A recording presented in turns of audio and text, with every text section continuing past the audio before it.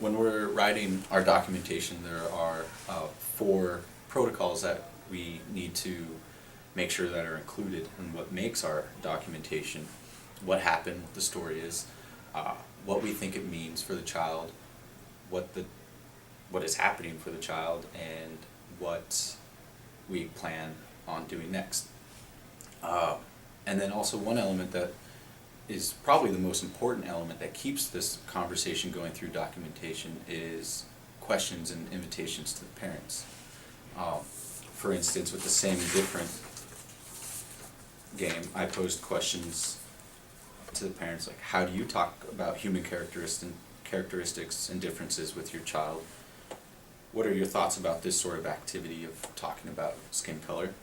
And do you have any discomforts or worries about tackling these issues with your little one? And it's just more of to get a good idea of what the parents are thinking. And usually when parents offer back their ideas, then we can also come up with ideas we had no idea about, and ideas that we just didn't even think of. And so then it just makes the documentation that much richer and more meaningful for the child and for the parents and for the teachers. And it really gives our curriculum some substance. Yeah. That's great, yeah. And let's just say again the part about your voice in the, maybe when I was in school, I was taught to be objective. When I was in school taking my early childhood courses, a lot of the training for documentation was being objective and making sure your voice was kept out of it. So you would generally have these documents that sounded sort of dry and sort of uninteresting. It's like having a conversation with somebody that has a monotone voice.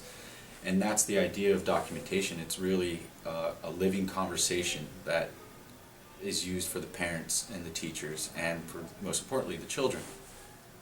And to be able to share your voice in the documentation will really help parents stay engaged and help them start to wonder with you about what is going on with the child.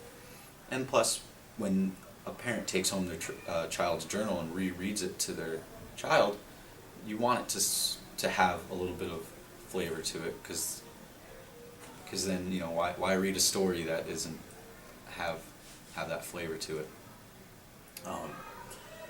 But I think a lot of teachers get sort of burdened by the idea of meeting the protocols, but then also having to tie in this element of using their voice.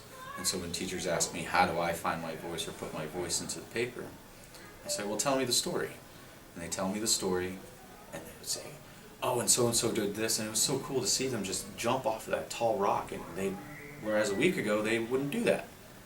I'm like, well, there you go, type that up. And sometimes I'll just type it as they're talking. I'm like, this is your voice, you know. And I think a lot of teachers get caught up with the grammatical side of things, and I'm like, don't worry about that. That's what, you know, autocorrect is for, and what you need to do is just share your piece and do it with how you're doing it with me, like as if you're talking to another person, but you're just going to be talking to the paper. Great.